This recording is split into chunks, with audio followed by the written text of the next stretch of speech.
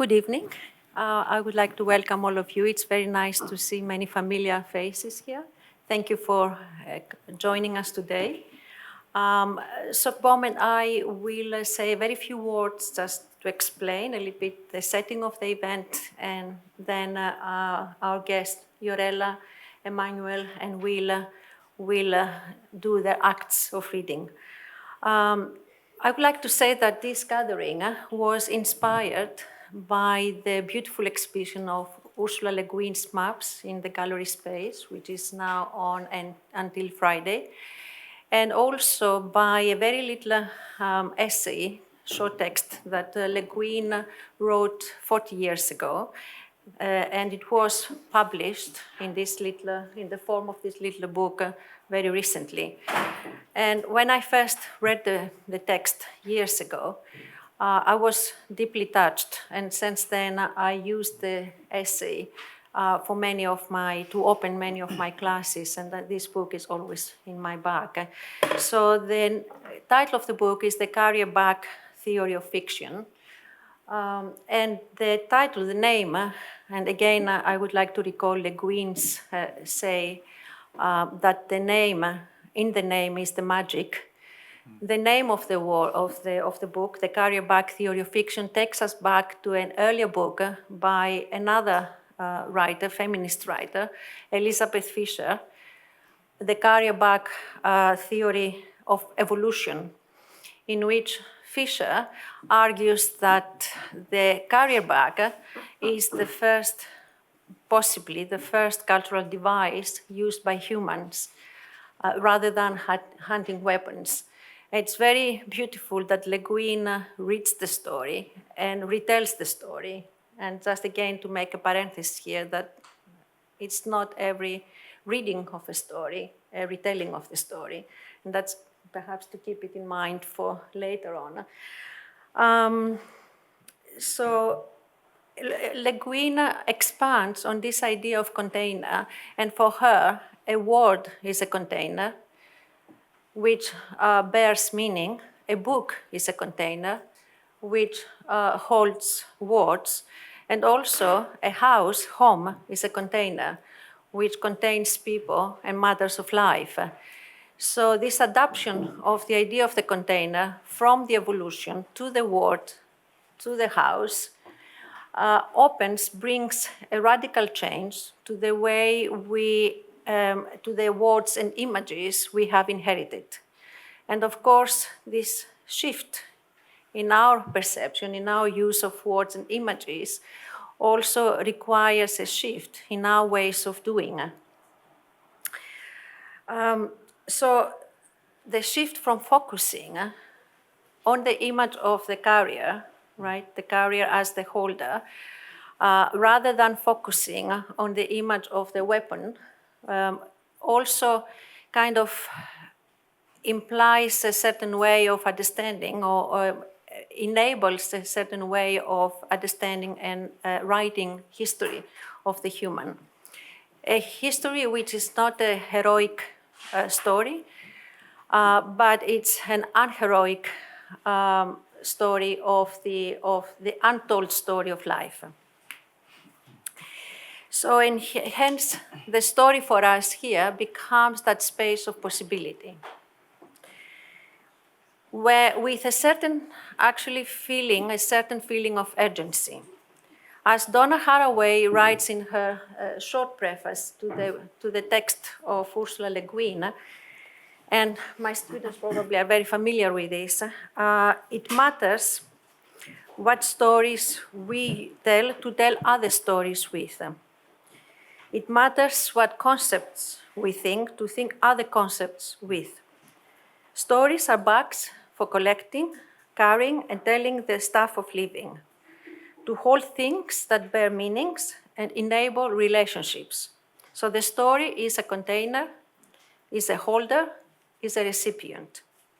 Based on this, we conceived and staged the whole evening as this container, this gathering of words, of perspectives, of approaches, of voices, of stories, which suggests listening to, becoming attentive to small observances, becoming attentive to ways of reading, ways of reading as bodies of knowledge and bodies of experience, to unlearn and unmake assumptions, and inhabit the stories, and perhaps reinstate what Walter Benjamin describes in his essay, The Storyteller, as the realm of living speech, the ability to exchange experiences. So thank you, Ursula, thank you, Manuel, thank you, Will, for coming with your stories and your readings and your sounds today to share all this with us. So I'll shortly introduce our readers today. Ursula is Professor Emeritus at Goldsmith in Visual Cultures, and she is a trained fine artist and retrained art theorist. And Emmanuel is performative vocalist and also a composer of text scores with which we are going to be working today, and also a director of Book Room at the UCA, which is a post-digital research and publication platform. Lastly but not least, Will here today is writer and poet, and also he has translated some poetry, which I think would be interesting for us to talk about.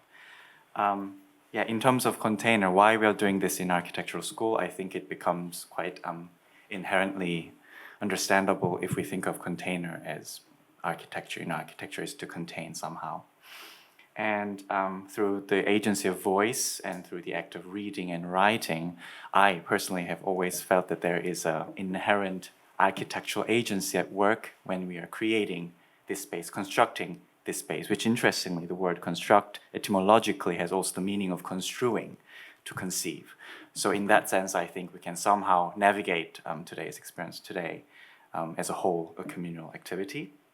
And as a last note, if Will allows me, I will read a small quote from his poem, because we are also going to be talking about a lot of walking and also reading and also voice. So, and as I walked on, though my life was broken, yes, my voice was heard, and my voice, I heard in a little corner of the room saying, I'll walk with you and leave you with me. So with that, I invite Ursula. Okay, thank you very much. Hi, everyone. Sorry, Ursula, we are going to move. Yeah. Lovely.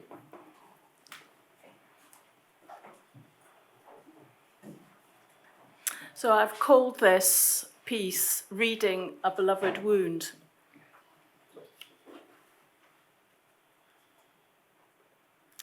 I've had a long relationship with two places that might be differently described as wounded. I'm persistently drawn to them, and in a profound way, not always a reassuring way, I know that I love them.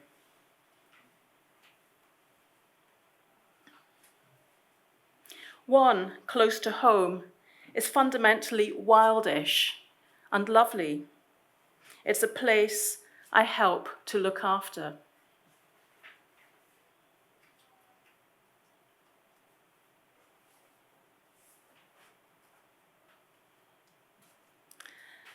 Nonetheless, it's periodically attacked or despoiled, and sometimes its fabric just falls apart.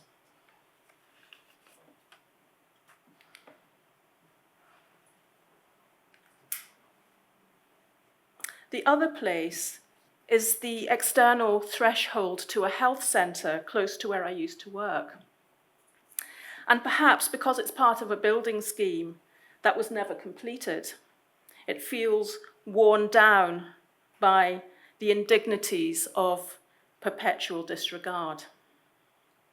8 years ago, when I first became attentive to this place, for several years I too disregarded it.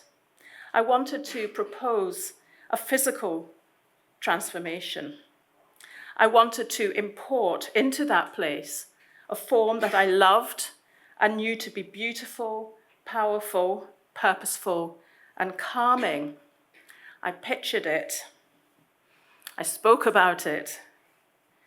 But I had to let it go. The longer I stayed, returned, and kept looking, the more I knew that nothing imposed in this way would do. Instead, I recognized that this place and the green space I care about are sites that must first be read with the greatest of patience and care. But how? After all, where they have wounds, these wounds are material.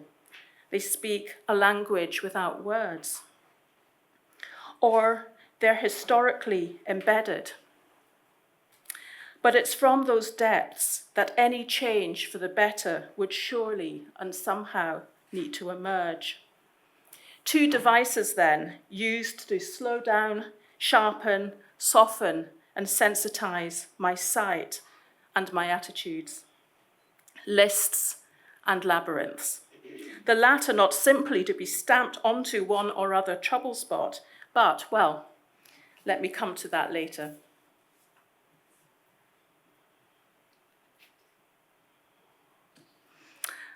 I used to think that lists were on the overly rational end of things, reductive, controlling, organizing. I use them all the time to keep track of my days, weeks, and years, and they work. But years back, when I read about a writer using the format of a list to itemize the intricacies of a complex art installation, I was appalled until I tried it for myself.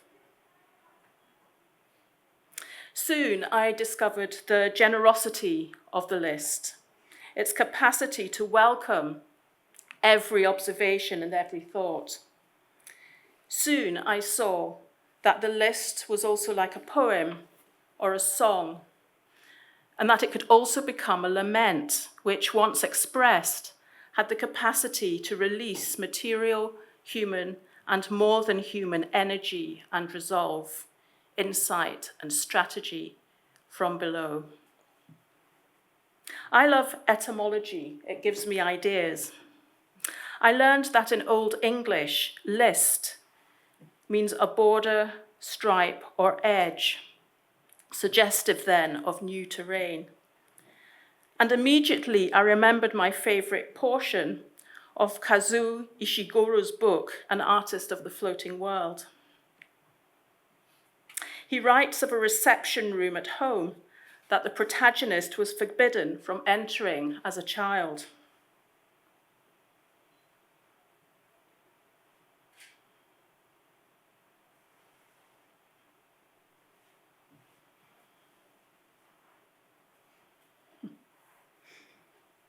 I was going to put some really dynamic slide shifts, but I didn't get around to it next time. Suddenly, the reception door opened and rapidly closed while he was nearby, and he glimpsed a hidden world inside. It challenged his power to imagine, and it changed him. Later in life, said the artist, I was often to surprise colleagues with my ability to realize a scene on canvas based only on the briefest of passing glances. It is possible I have my father to thank for this skill and the inadvertent training he gave my artist's eye during those formative years. Lists, in any case, have become for me a critical tool.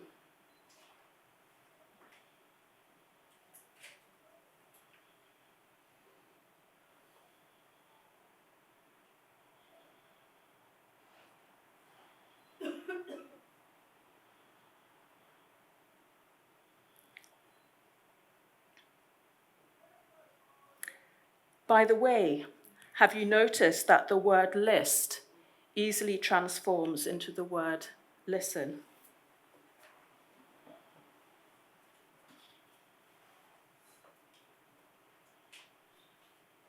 Underneath and before words are patterns. Robert Lawler, in Sacred Geometries, Philosophy and Practice, tells us that all our sense organs function in response to the geometrical or proportional, not quantitative, differences inherent in the stimuli they receive. For example, when we smell a rose, we're not responding to the chemical substances of its perfume, but instead to the geometry of their molecular construction. Patterns matter, and in different ways, broken or incomplete patterns bring levels of pain. The health centre site was a case in point. And so is a refurbishment that was instigated there this year. A project begun, but then seemingly abandoned at a later stage. Delayed, perhaps, and already beginning to disintegrate.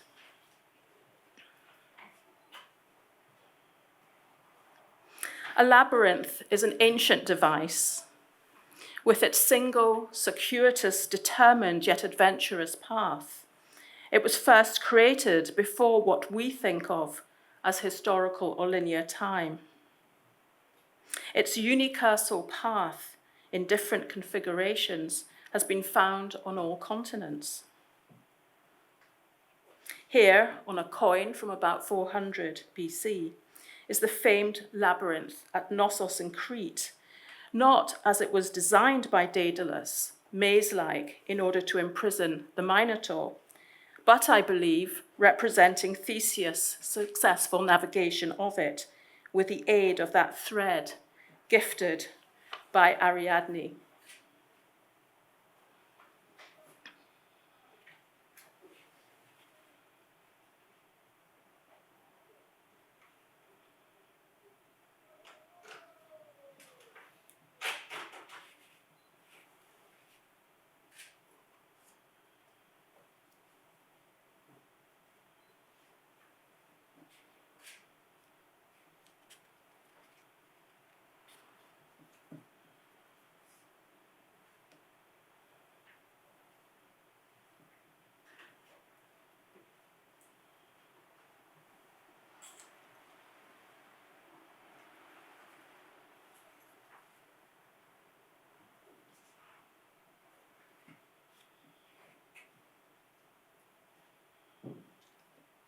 A labyrinth scholar has said that this form, this integration of the spiraling structures of nature and the languages of mathematics, has risen up and fallen away in human consciousness over time. And it arises when there is a deep cultural necessity for us to think, feel, and act differently. Why? Because it has the capacity simultaneously to hold and to propel, embrace and disorientate, as it circles and takes us into its visible, material, measurable, but never entirely knowable or inhabitable center, and as we unwind our way back out by following the same path. I like to think of labyrinths as reading devices, even as ancient forms of artificial intelligence that deepen my perceptual connections with the terrain in which they are situated or used. I'd say that labyrinths peacefully counsel and train me. Read, from read in meaning to counsel, advise, consult, interpret. It's also linked to a Proto-Indo-European root, meaning to arrange. Additionally, many languages have words for read that are rooted in the concept of gathering up, such as the French lire, derived from the Latin legere. Labyrinths engineer perceptual, emotional, and conceptual reorientations as we traverse them, which in turn generate endless other differences. They open up dynamic, kaleidoscopic worlds that were and are, in fact, already here.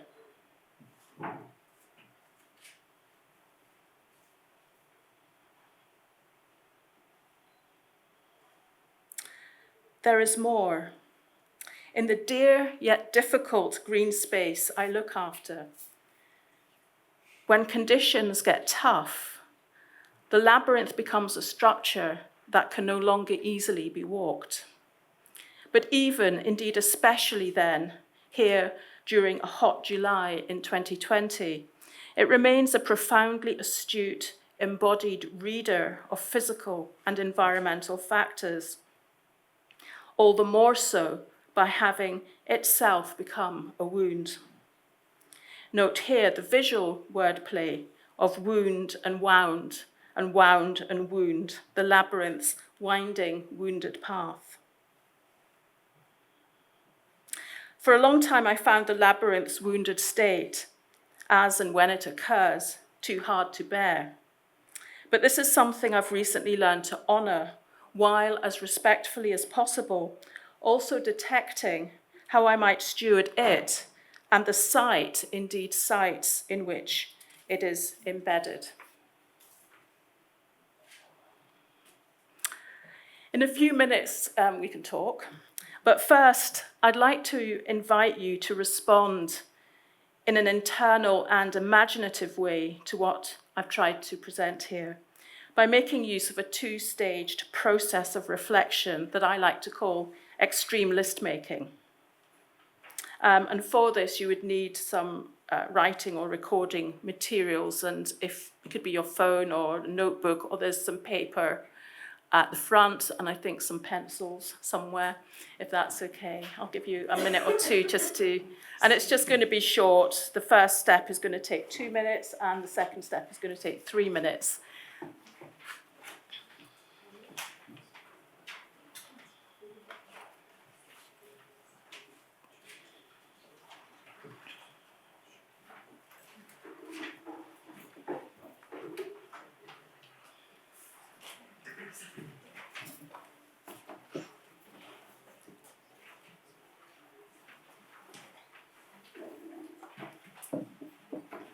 This is something I do all the time, so I hope you find it helpful. And it's just so simple. We all make lists, shopping lists, everything. So it's I find it very non-intimidating way of starting to kind of process, think through ideas.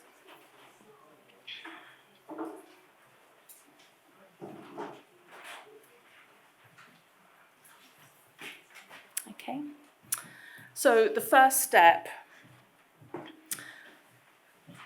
the first thing to do is just notate everything that comes to your attention while reflecting on looking at your source material, which in this case is the presentation I just gave you as it now exists for you, probably in your memory or your mind. Don't overanalyze or judge. Just write down one thing after another, line after line, in the form of a list. Sometimes a scribble or a shape may be exactly what's required.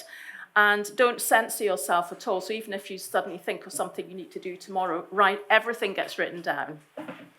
Whether the process takes 2 minutes, 10 minutes or more, and we'll take 2 minutes, keep going until you run out of fresh ideas.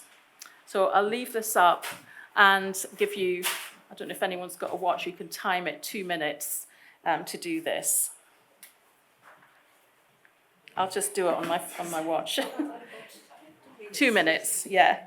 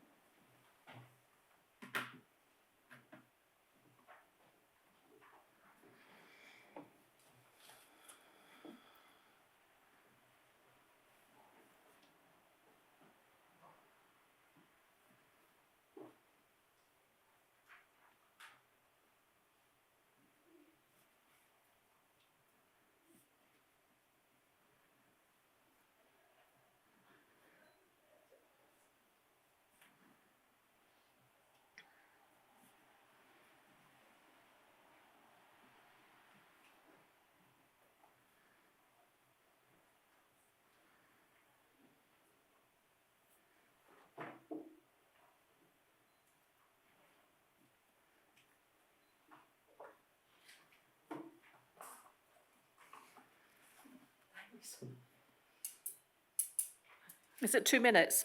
Okay. So obviously, when you're using it yourself, you can take however long you want to do, and often it's nice to do it until you find that you're repeating yourself in some way. So the second step is this: review your list, which of course is at once a spatial and a time-based creation. Notice shifts from outer to inner awareness. Notice any repetitions and patterns. Notice unexpected perceptual or conceptual shifts. Has a blind spot suddenly been exposed? You might like to use color or additional marks to make connections between different parts of your list. Notice the pragmatics and the poetics of this format. Notice where and how, and this is where you can just use some annotation, notice how and where your list sparks a specific interest and a desire to investigate further. And while you're doing this, if further things come that you want to add to your list, then just add them. And we'll just take 3 minutes, so do feel free to add more if and as you want to do that.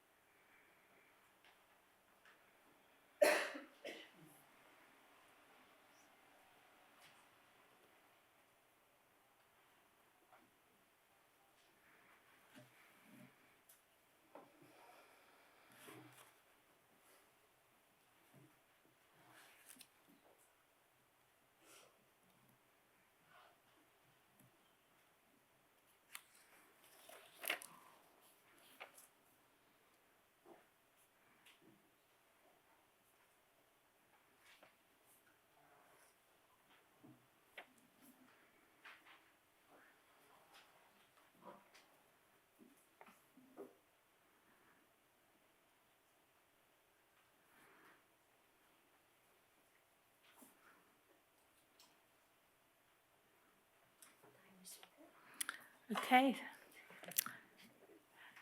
Thank you very much.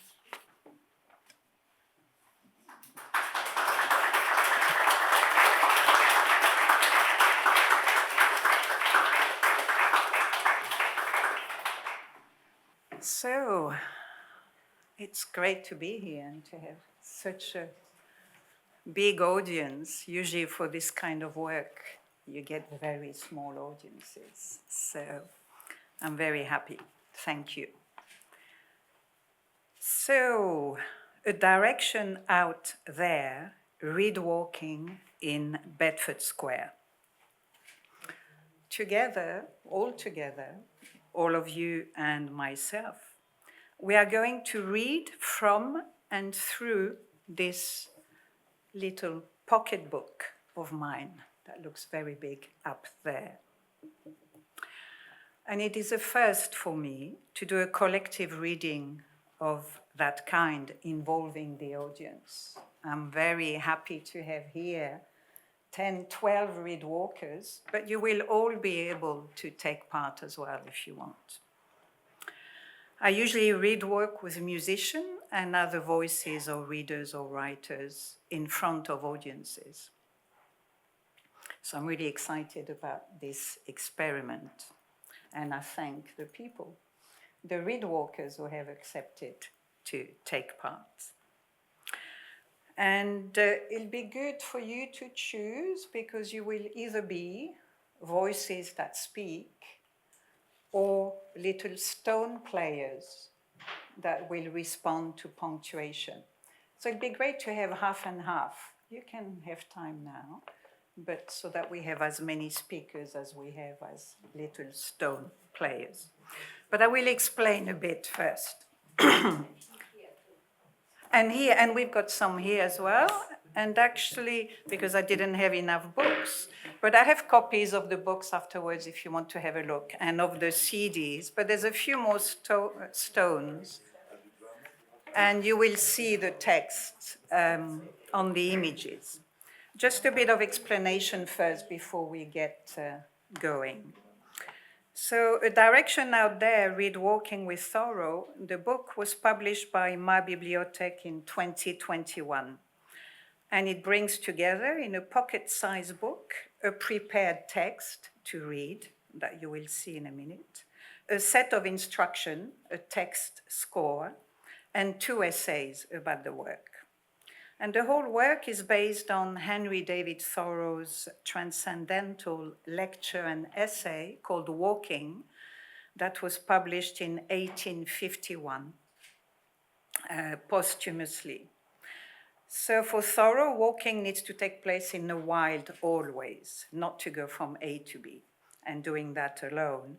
And it allows you to learn about who you are and to find aspects of yourself that have been chipped away by society.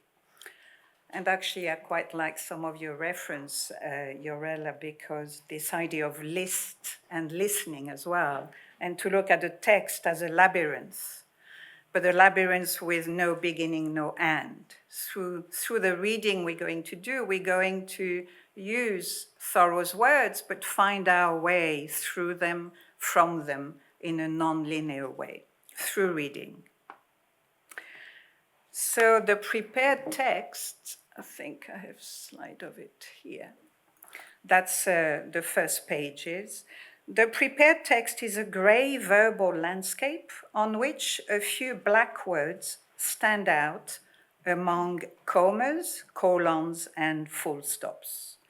Thoreau's words in gray have been kept as the faint traces of my rewilding of the original text,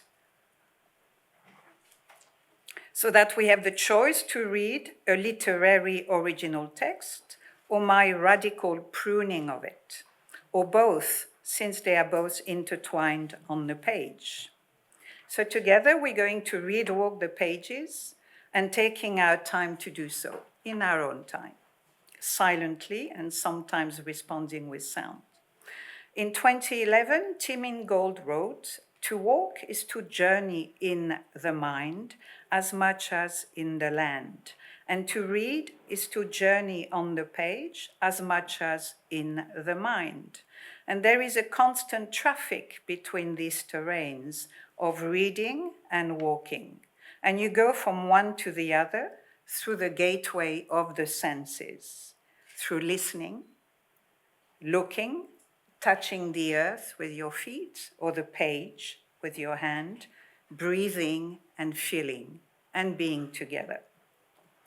So on page 64 of my book, I wrote, "Read walking, solitary singing in partial light, step by step, a word at a time, in silence aloud, together alone, randomly, in hope, in wonder, here and there, au hasard."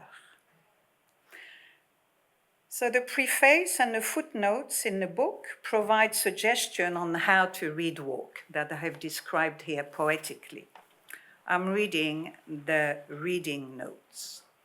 And the ones who have the score have it there. I'll put the first page. Reading notes. Read Walking, the pruned pages of Thoreau's transcendental lecture essay on walking, each finding our own enlightened path among the few remaining words and punctuation marks. Making a handful of carefully chosen steps per page, taking our time to read walk the rest in silence.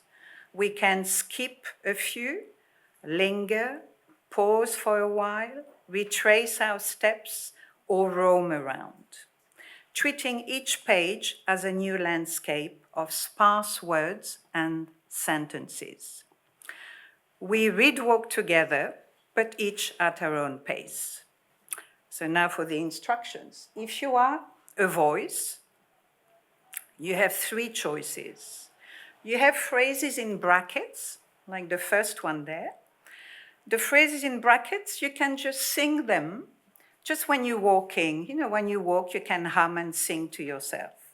Loud enough to be heard, you know, by others, maybe not the end of the room, but loud enough to be heard, with the same gentle monotone or occasional tone shift.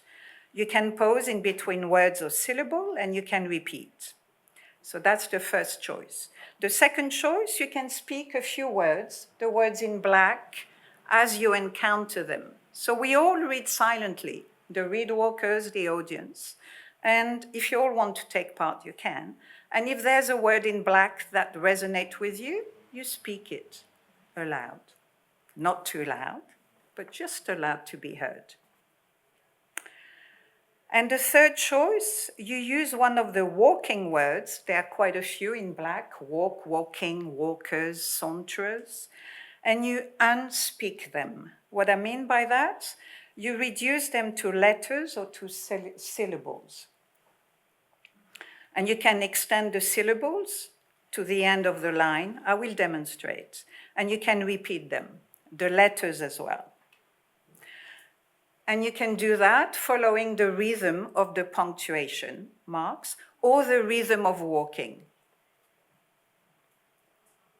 So that's the choice for voices, okay? Either singing, but you don't have to if you don't want to, or speaking words now and then, or unspeaking them, i.e. deconstructing the words about walking.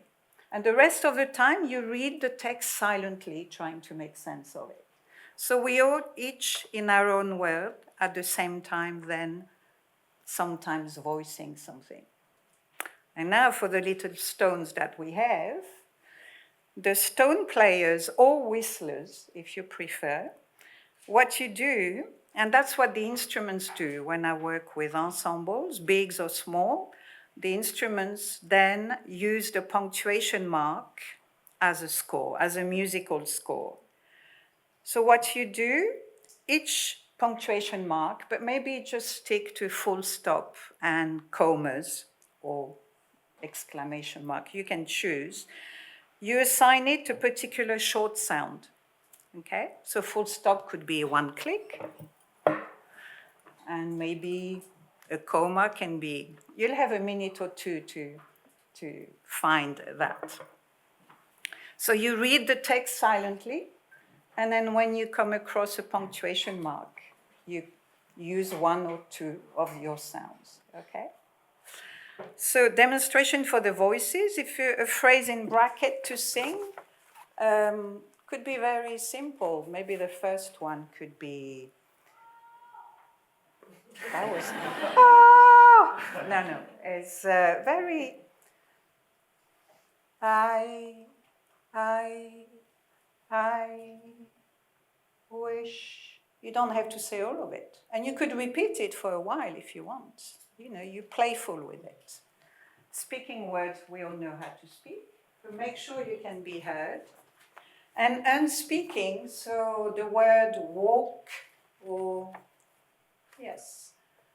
So, or walkers could be, so I'm going to do the last one, could be walk. Now you could repeat it for a while. Whoa. Or it could be cuz, cuz. And if it's the rhythm of walking, you could do cuz, cuz, cuz, cuz, cuz, cuz. And you can do that for a while. And then when you stop, you resume your silent reading. Okay. Any questions? No? So the text, the designated read walkers have it printed. We're going to do the 6 first pages of the book, and I will flip through them at my own rhythm. And you can stop, you can go backwards, you don't have it's a labyrinth. You can do what you want. Listening is important. To others, you might want to follow someone. If you hear something you like, you might want to repeat it. Silence is great. We read silently, so give time to read the words. But if you feel pressed to say 3 or 4 words at a time, it's fine as well. Okay, there's no right or wrong. But we are read walking together. Okay, I've got a lot of experience of read walking, but you're new to it, so come with it with a kind of curious attitude. And we'll stop and finish, so I think we have about 20 minutes, 17 minutes to do so. I will keep time, or you can tell me. And I will start and finish with another way I have of walking, which is whistle walking. I'll make a few sounds of whistle walking, then I'll go and sit and read walk, and at the end, if you finish, you stay in silence, or you can go back and continue and retrace your steps, and then I will finish with the read walking. And that's a way that all together we can really kind of feel that we're all doing the same thing. And while I whistle walk, maybe imagine like thorough you are in a forest or in a wood or in a square, maybe, that's enough. Somewhere where there's a bit of nature, okay? And then when I sit down, then we can start. But you want to practice your punctuations or things, or your voice? We warm up. We are an ensemble and we warm up a bit, so. Maybe just choose 2 punctuation marks only and have 2 distinct sounds, but easy to make. The stones can be rubbed together as well. They can be banged. You can do it on the table, or on a chair, or on anything, so that we all have our own kind of sound.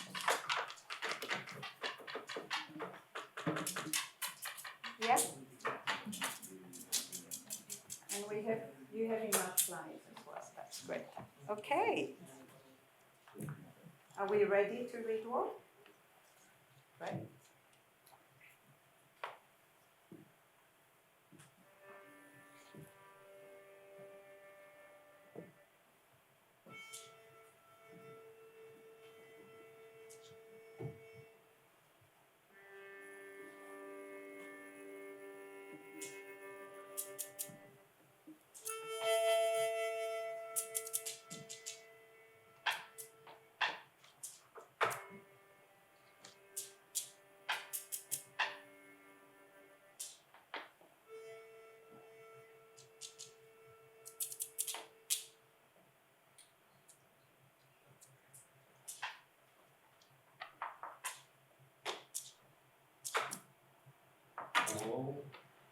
Okay.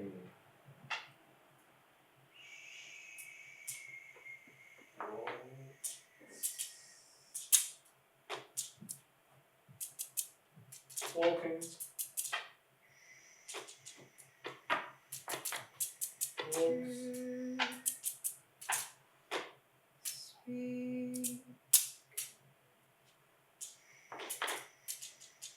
Sauntering.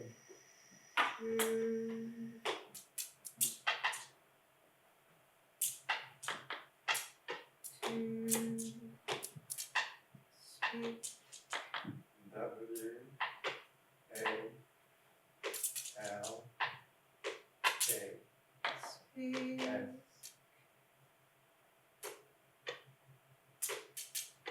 Sauntering.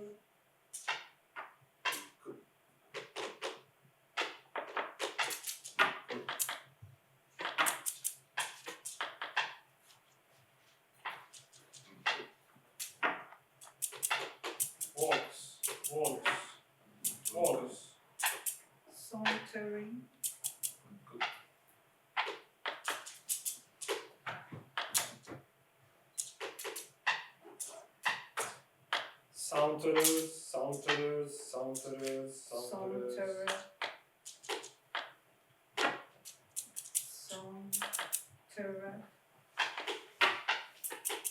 Saunter. Ter. Ter.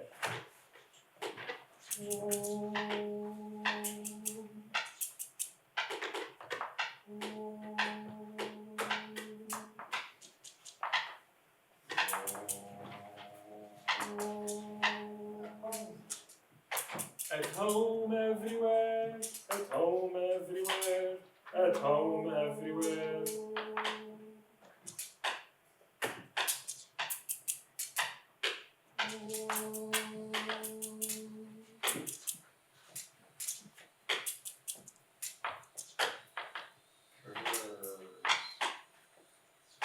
Santé.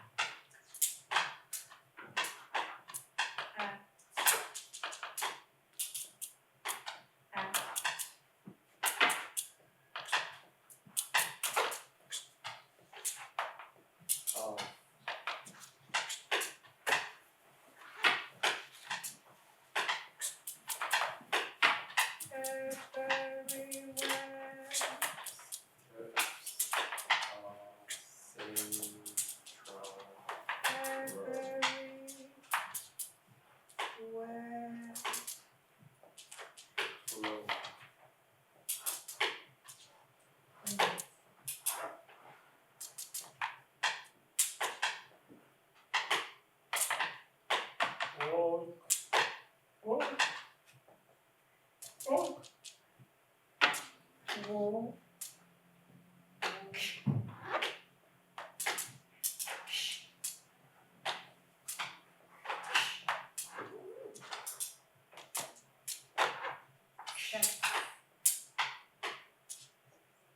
Tracing our steps.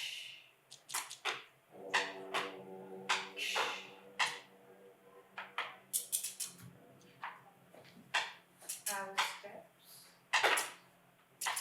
Faint-hearted crusaders. Crusaders. Aaron. Crusaders. Aaron. Crusaders. Aaron. Crusaders. Wall. Crusaders. Wall.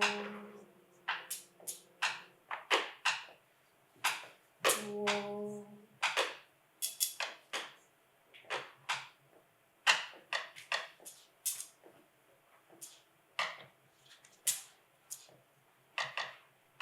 Half. Half of the walk. Wow. Half. Birds singing. Walk. Steps. Out. Retracing out steps. Steps. So blue. Steps. Steps.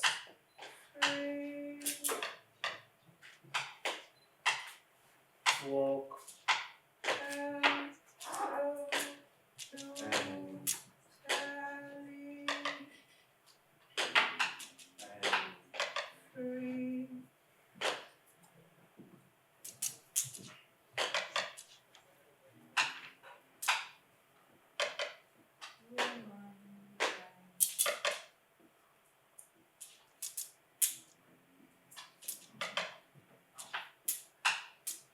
Walk. Steps. Out steps. Steps. Retracing out steps. Steps. Crusaders.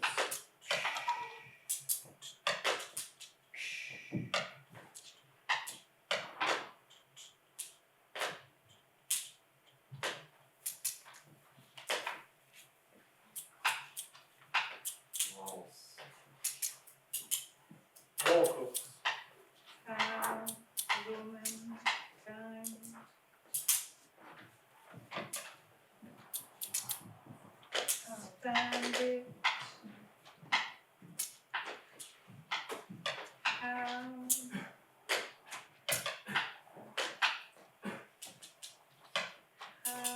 Walk.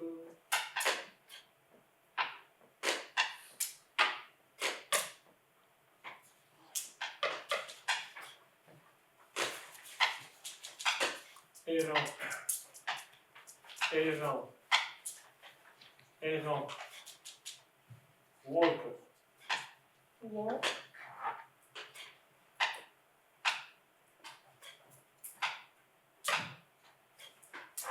Speak.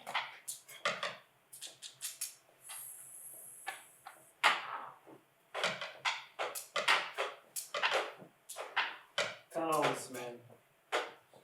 Man. Speak. Towns. Man. Man. Towns. Townsman. Like a cow.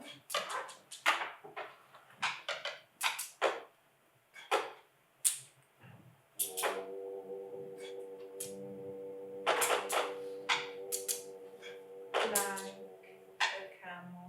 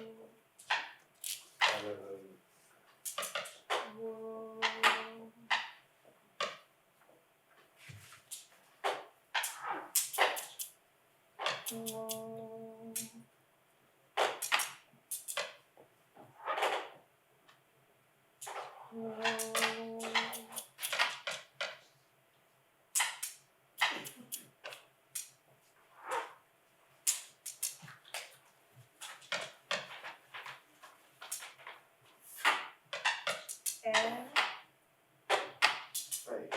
Sunshine. Walk. Our thoughts.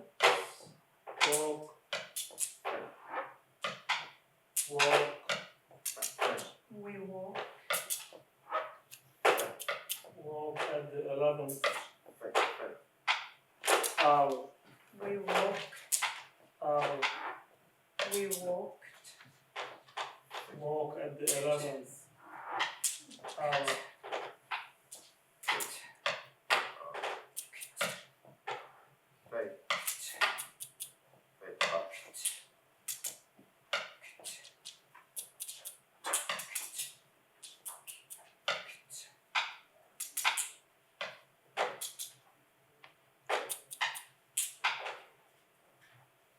Two, 3 hours.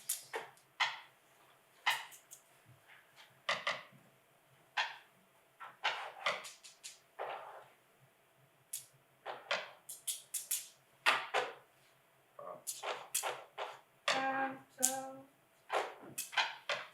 my senses, my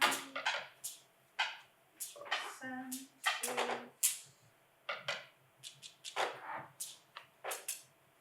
Out of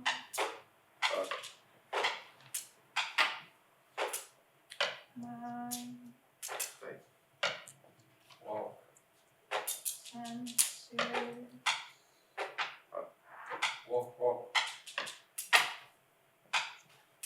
No, I do not know. 2, 3 hours. Stand it, I do not know. Walk, I do not know. No, walks. most do not Remain. stand. Do not stand. Sunshine. Stand. If at all. Santé.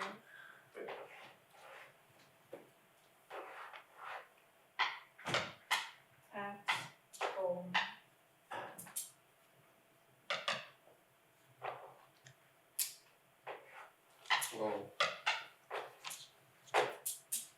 Santé.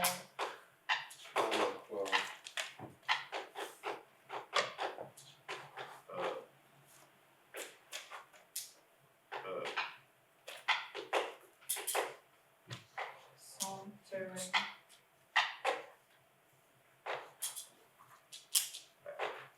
Ruminate.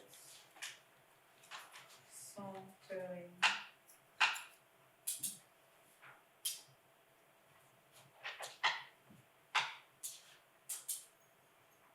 I wish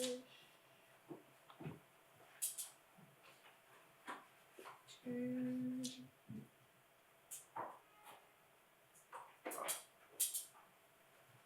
King flow.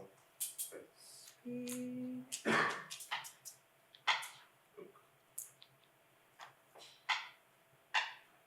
Oops.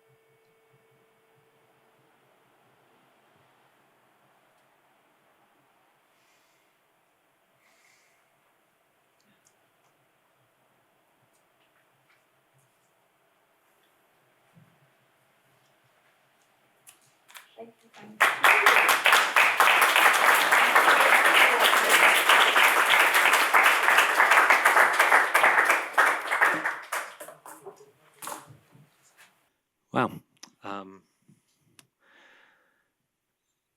Maybe we can reflect on that at the end, but it was very, it's quite intense. I felt very lost in that. It was like learning to read again. I am just going to read, not going to sing or play the Stones. And I'm going to read something which I've been kind of working on for a few years in different ways, but I kind of brought together for this, which reflects on a lot of the stuff that Marina was talking about, actually. It's about Ursula Le Guin, the carrier bag theory of fiction. It's basically a way to try and, I wanted to write something which felt like, led by that idea of the container rather than the hero's journey. And yeah, I think that's all you need to know. It's basically like a group of stories, and it's set in a room, much like this. And maybe at the end, the line between the story and us here will dissolve, and we will all, we can all share our different stories. It's called Art Doesn't Own It, and it's in 6 parts. It's actually a bit high.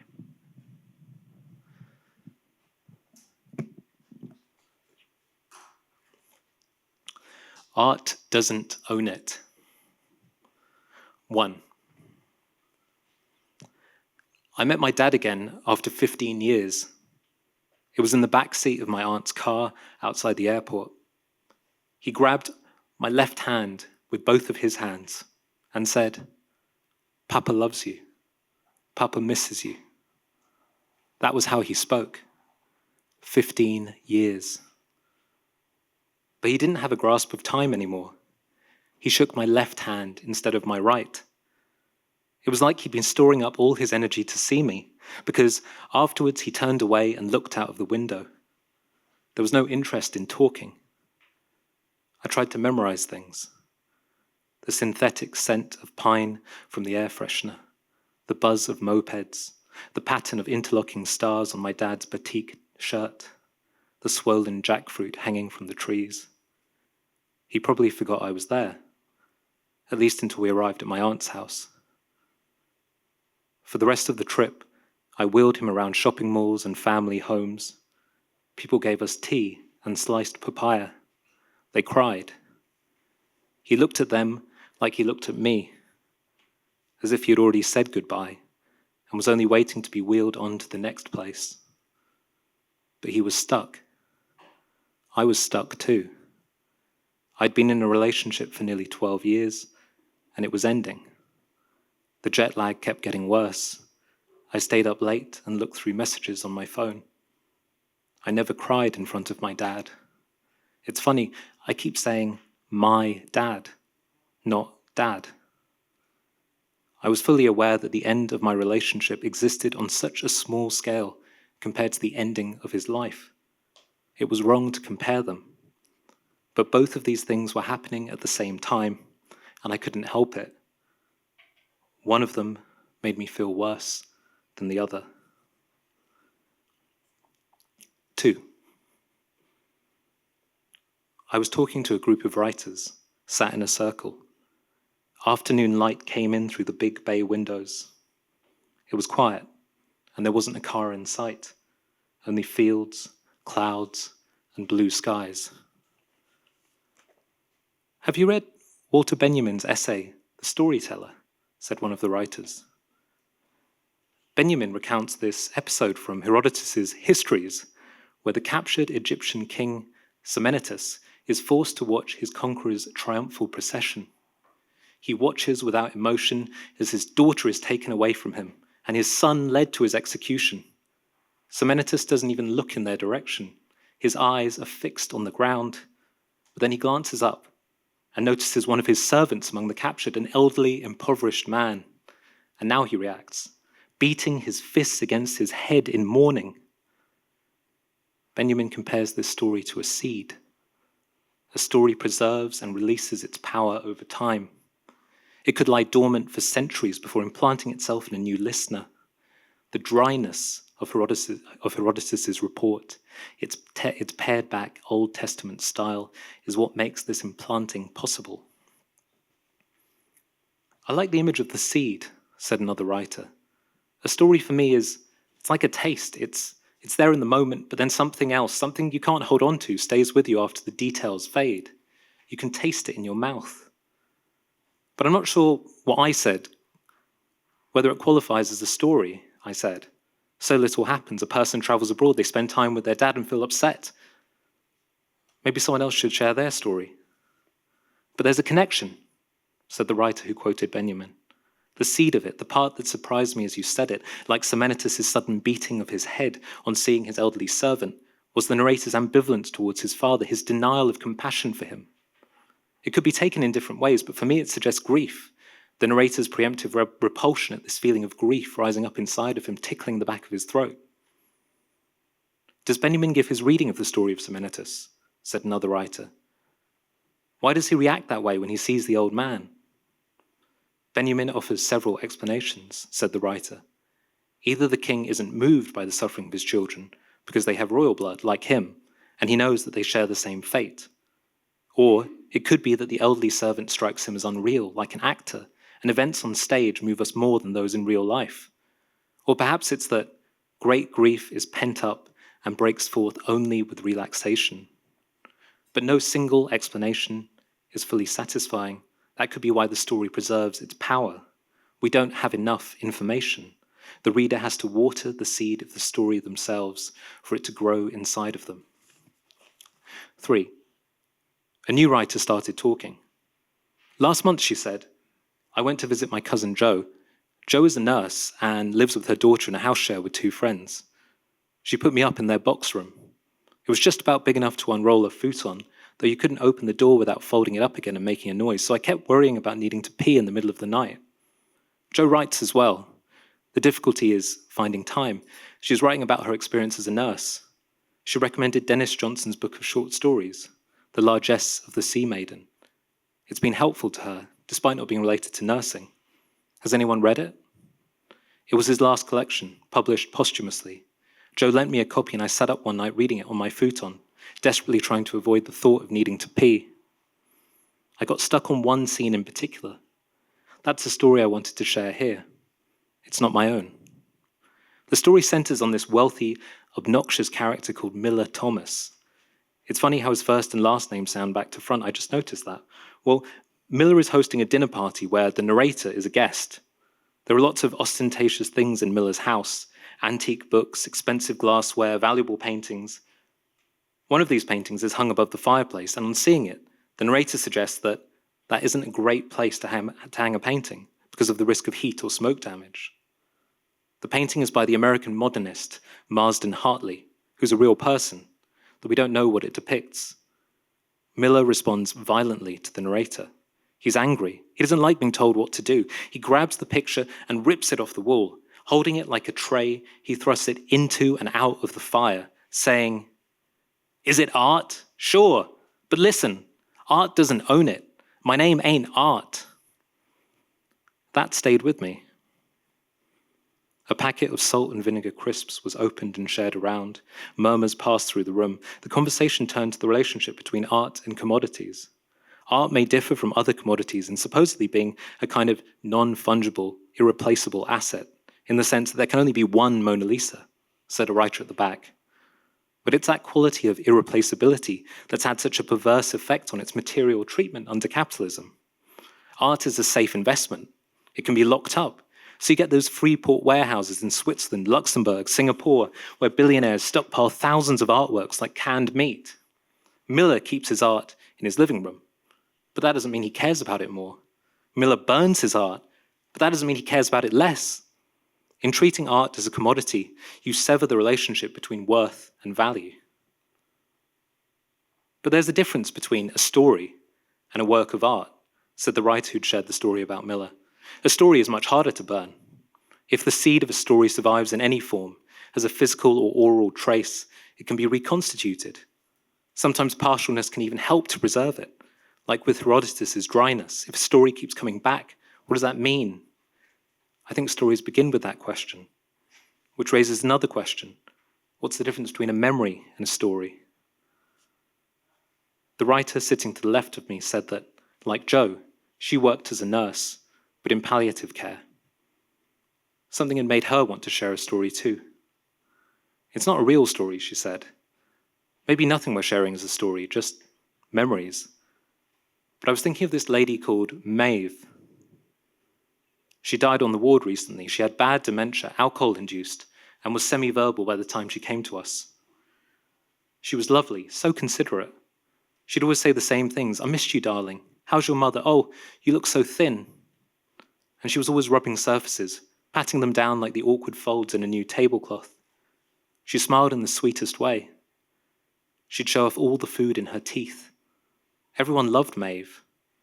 But she had no family. Her family had disowned her. That came as a shock to me because we only knew her at the end. How could anyone have disowned lovely Maeve? And it was a struggle after she died trying to get someone to identify the body. "There's a distance involved in caring," she said. "It can be cruel, but it's part of intimacy. Now I think about it, it's strange how caring for someone can get in the way of knowing them properly. That personal knowledge you associate with intimacy in other situations, friendships, relationships, becomes redundant. It doesn't matter what Maeve did or who she was. That was the last thing on anyone's mind. The question of who you are drops away at the end. You just need someone to hold your hand, give you food, wheel you around the park." 4. Our conversation circled back to Miller's line. I repeated it out loud. "Is it art? Sure. But listen, art doesn't own it. My name ain't Art." There were various interpretations offered by the writers. One pointed out the connection to Marx. You know how Marx says that private property alienates the individual personality of things as well as people. Maybe Miller is boasting about his ability to control the process of alienation. The most important thing about Marsden Hartley's painting, whatever it meant to the artist, is now Miller's ownership of it. It could just as well be a new car or a knife set. It's more Miller than art. And more than that, it's an expression of Miller's money. Money annihilates the personality of things. It's the most general, exchangeable form of property, and so the purest form of alienation. When he holds his painting over the fire, Miller threatens to return it to money. I mean, not literally, but in destroying the painting's value, he's asserting the power of his wealth. Because spending money is easy. To really show power, you have to burn it. Another writer was a poet. She said that Marx had quoted Shakespeare, making basically the same argument in Timon of Athens. Thus much of this will make black white, foul, fair, wrong, right, base, noble, old, young. Thou visible God, that solders close impossibilities and makes them kiss. He could be describing how money works today, said the poet. Its magical, that is to say, alienating way of transforming social relations, ascribing beauty, whitewashing scandal, bolstering reputations. Miller is burning money, a visible God, to assert his own godliness. But in this context, I mean the play. Timon isn't making an argument. He's speaking in poetry, in blank verse. So what he says could be taken as a comment on poetry as well. She stopped for a moment, as if indicating the divide between speech in reality and in fiction. Of course, Marx wouldn't have gone into this second ironic feature of Timon's speech, because he was skeptical about the ability of art to do anything other than reflect underlying economic and social conditions. But it's striking that the operations of poetry can be analysed in a similar manner to those of money, switching or dissolving contraries like right and wrong, alienating our sense of things, estranging a person. Only, in the case of poetry, in the service of individuality. It's as if poems mimic the operations of capital in order to parody them. That might be the only response it can offer, being soldered to the economic system from which it emerges, a bad echo. But what I'm saying doesn't necessarily apply to Johnson's story. It isn't a poem. The poet paused again. Miller's burning of the painting could be read as if it were the account of a real-life event. I suppose that's how we've been talking about it, but that would mean ignoring the fact that it's embedded in a narrative, and the description of an action is different from the action itself. Does that make sense? In real life, Miller might be bluntly asserting his property claim. In the narrative, even as Miller asserts his ownership over the painting, the unpossessable essence of the story dissolves his claim to it. There's something about a work of art that can't be owned. 5. I just looked up Marsden Hartley's paintings, said one of the writers, holding up their phone. They're beautiful. His clouds especially, they look like bedsheets. You can almost feel the bulge of the linen, arms and legs curling around each other. For Miller, said another writer, the beauty of Hartley's work is either incidental or insulting. That's weird, isn't it? He must have come across Hartley's work in a gallery or auction house and been drawn to its beauty.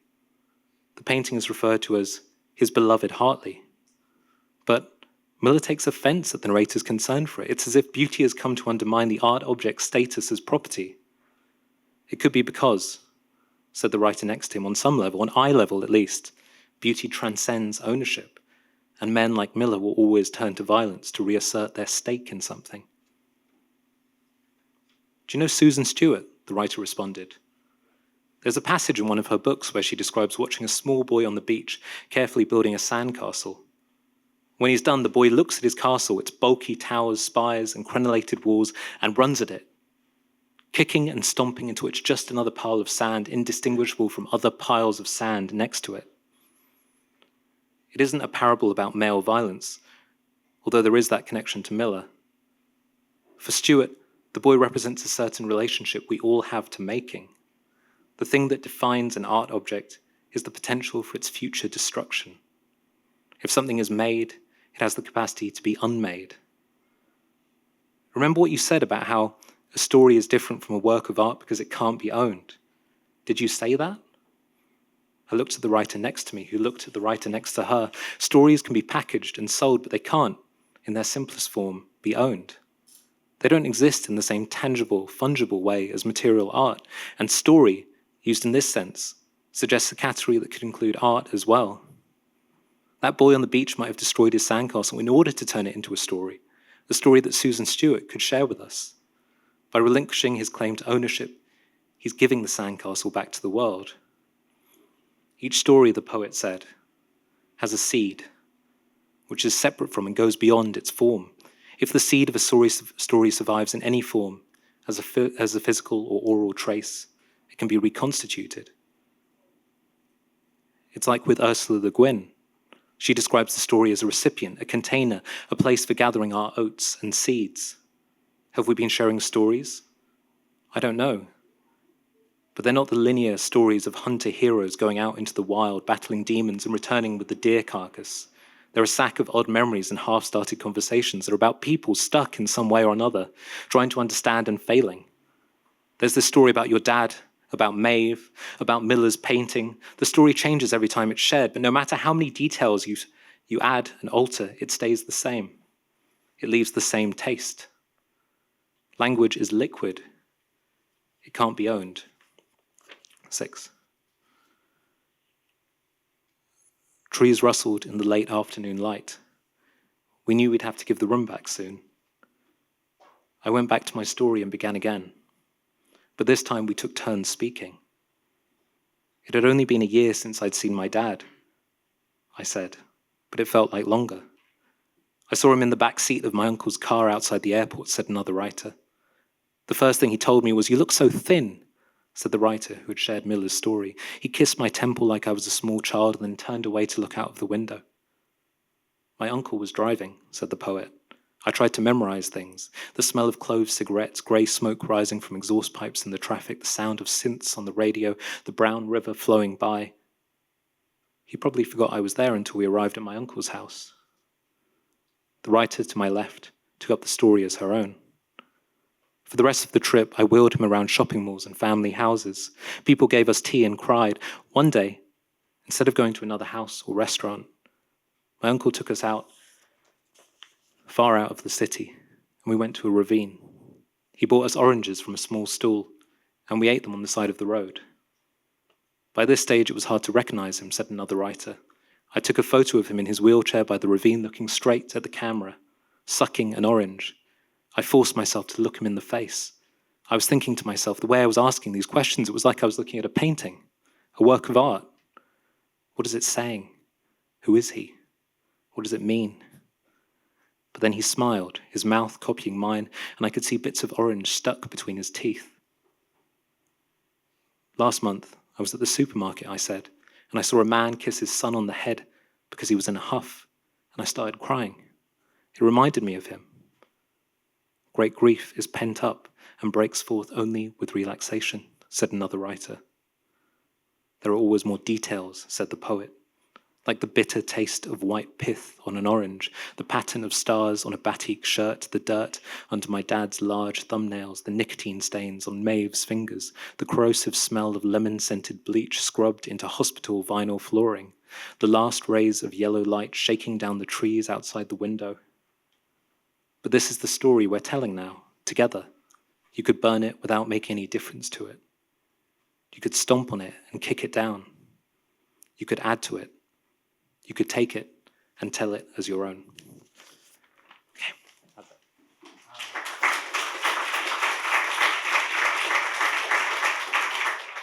So I can only thank you for all the beautiful worlds you mapped out for us, and while inviting us constantly to navigate through, right, walking through. I know we don't have much time, and it would be nice to have some of your reactions, but perhaps I would first turn to the three of you, if you would like to give any response to each other, or Just all the interweavings. I must admit, I was really taken by the saunterer. And I know lots of people were, because I kept hearing it being repeated all around the room, and also that idea that you can't destroy a story, I think. So anyway, but I just loved the way that without any, we haven't met, we haven't spoken, and just all the ways in which I think what we were working on have been kind of interweaving. So lots to think through and think about for me. Yes. Yeah, I loved the extreme list taking. I don't know if anyone else had this pattern, but I felt that the inner to outer thing was really interesting, because the things I remembered started with bodily things like the woven basket, and then they went to the larger things like the communal gardens and the weather, and then that made me think of in Emmanuel's the kind of the bodily and the that kind of more bodily way of reading a text, which actually made me deeply uncomfortable. More the nestings and the deep, the Yeah. unknowings of the unravelings of things. Yeah. Yeah. Yeah. And in your list, the same way, a list is, without grammar, something that comes one after the other, relating to listening and the labyrinthine quality of liquid language, And it is like the carrier bag, the list. Like that's what when she has a little list of things, it's like it's all the stuff you keep in your basket, which allows the your community to continue. Yeah. In fact, maybe that would be a fun thing to do, to go around and do another, like a communal list of things that people want to. Well, we to put in started with in the lists, bag. Yeah. which are formal as a list, and then we went into the bag of words that we could pick up from mine, and then we go back from that bag to that kind of storytelling, that architecture of language put in a certain way. So there's But also there was something magic in the materiality of the very materiality of words and sounds and silences. And I would like to ask, because we keep on returning to this idea of the carrier bag, the container, if you can say briefly, how do you negotiate with this idea of materiality? And there is somehow a boundary. You need somehow to contain, if temporarily, these very liquid languages and stories and topographies and landscapes, visual or oral landscapes. Could you perhaps reflect on that, on how you negotiate that idea that you have to confine to find forms of confinement? Yeah. Well, I think Ursula Le Guin is a novelist. Well, she was also a poet, but I feel like she's reacting against a particular, hero's journey, Victorian novel, which is based around one kind of person and their like epiphanies along the way. But I come from, my main background is in poetry, and poetry is actually not really rooted in an individual, in a person. It's rooted in voice. I don't think voice might emanate from one person, but it can't be like, it's not really based in one person. And that's the thing I like. It's inherently dialogical. It's Well, speaking of the liquidity of language, is still assuming that language is silent. So I'm always interesting to go back to that switch when words which were always spoken aloud, read aloud, and even when copied, scribes, were speaking aloud, writing, and then with the evolution of thinking and rational thinking, then thinking became silent and language as well. And now, and what we have seen through the three of us, is this way of bringing back, through reading aloud, the kind of somatic quality and sonic quality of language, not just the semantic. So you can play with all these different various registers.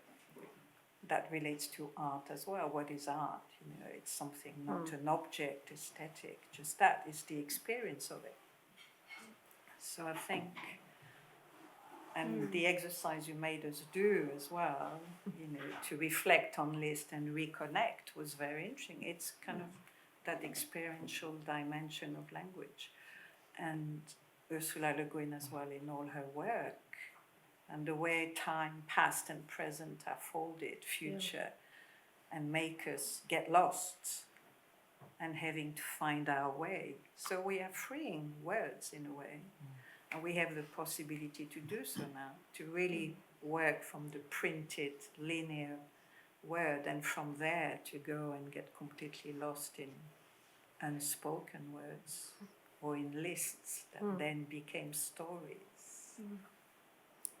Yeah. Well, I think I just have something like an image running around my mind. I'm just thinking, I think with all of the things we were doing, we were kind of continuously circling around the same terrain. And when you do that, I was just thinking of, when you're going on a walk somewhere and somebody tells you, oh, this path, X hundred years ago was actually up there.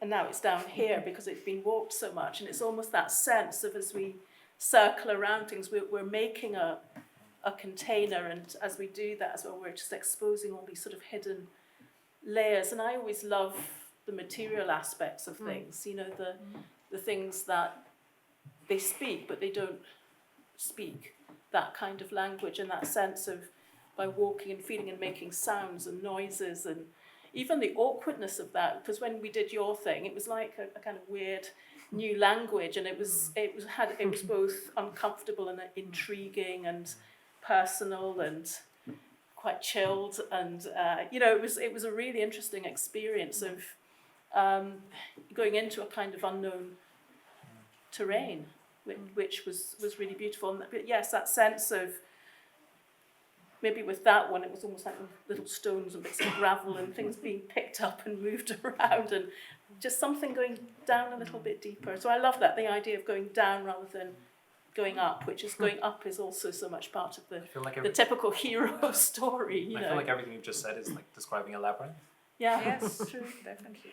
A labyrinth that goes up, down, left, right, backwards, a three-dimensional one. So. And also that you can just disregard and walk straight over, because I in a way I love that about those forms, is that they're flat on the whole. They usually don't have, and so it's not saying you have to respect me and walk my path. It's here, I'm here, and you can walk me if you want to, but you can also just completely ignore me and traverse me and whatever.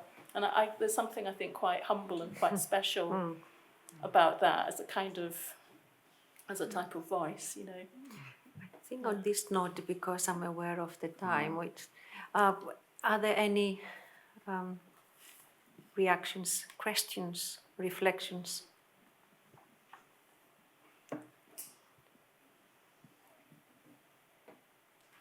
Yes, please.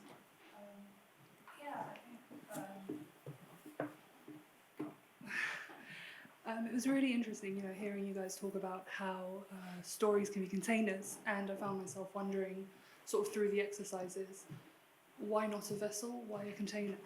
And I guess for me, I define a vessel as something that moves, maybe like a ship or a train. And it wasn't until you're reading your story that it kind of answered that question for me, that a story is a container, but it becomes a vessel through the transformation of those around it, and as you impart different things into it. It was very nice, and the three of you guys working together, having not met at all, and yet all your sections coming together to a conclusion, all in the same, is really beautiful, so thank you. Thank you. Not really a question. But No. I have a question. But if stories are container, they are containers of what? I don't have the answer. You're That's looking at me going, because What that's qualifies the story, as you said? But I also think they can be containers that things are thrown at you. You can throw things out, or There's another. Good Charles. evening. I have a question about the text. So, first time I saw it, and I saw that there was a selection or a recomposing the text through the bold words. And then there was another recomposition through the choice of the public. So I was wondering, my first question is, on what criteria you just selected the word? Because this was the first intention. Then there was another intention that you already set by the framework, in a sense, let's mix it again. But the first intention, what was the criteria, or was it something completely aleatory? No, not thank at you. all. It's a good question, but it would take a long time to. I use part of my work. I work with the words of others, finding my way through it. So the reading through it, and it takes a long time. The first one I worked with a full text was about Story of O, the erotic novel. And I republished the whole story with my reading and not rewriting of the text, but reading through it. And for walking, because I've been working with walking and reading and writing the parallel for a long time, I had another reason. The quick answer would be a rewilding, a pruning of the text. It's a beautiful text. I don't know if you have read it. It's available online, or you can get the book because it's also republished. But that's part of it. With Story of War in this one, I republished it with a contextualization of it. And in this one, it was a pruning and a rewilding. It's a beautiful text, which I think written in 1851 is even more potent today in the world we live in.